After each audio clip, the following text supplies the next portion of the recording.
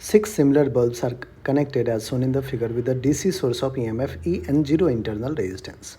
The ratio of power consumption by the bulbs when all are glowing and second in the situation when two from section A and one from section B are glowing will be.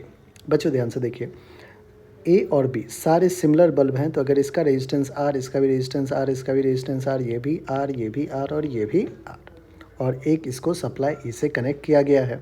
हमें power का ratio find out करना है। First में है all are glowing, तो first case में अगर अपन power निकालने जाएंगे तो पावर हो जाएगा V square upon R net.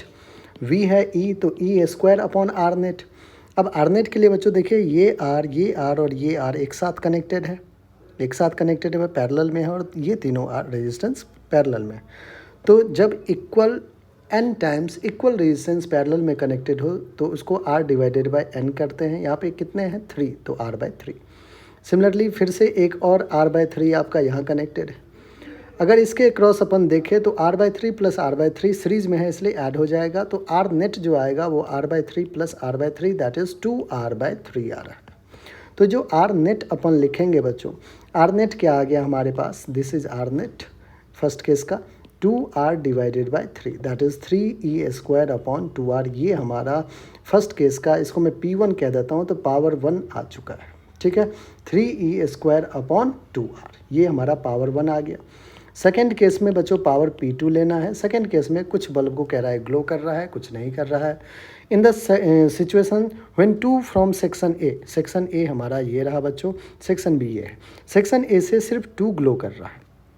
तो अगर हमें रेजिस्टेंस कैलकुलेट करना है तो हम कहेंगे अगर 2 लेट से ये ग्लो नहीं कर रहा है तो ये आर और ये आर ग्लो कर रहा है, तो दोनों का आर इक्विवेलेंट आर बाई 2 हो जाएगा, ठीक है। इस बार 2 ही ग्लो कर रहा है, 2 पैरेलल में है तो आर डिवाइडेड बाई 2। और इसके साथ सीरीज में कह रहा है कि and 1 from section B are glowing, सिर्फ एक ग्लो कर रहा है तो सिर्फ और सिर्फ आर ग्लो कर रहा है, तो आर रेजिस्टेंस आर हो जाएगा। यहाँ पे आर नेट क्या हो जाएगा, तो आपको हो गया R by 2 plus R that is 3r by 2। इस बार क्या हो जाएगा 3r बाई 2। पावर 2 के लिए फिर से वी स्क्वायर, वी तो वही होगा हमारा E square divided by R net है बच्चों 3r by 2 that is 2e square upon 3।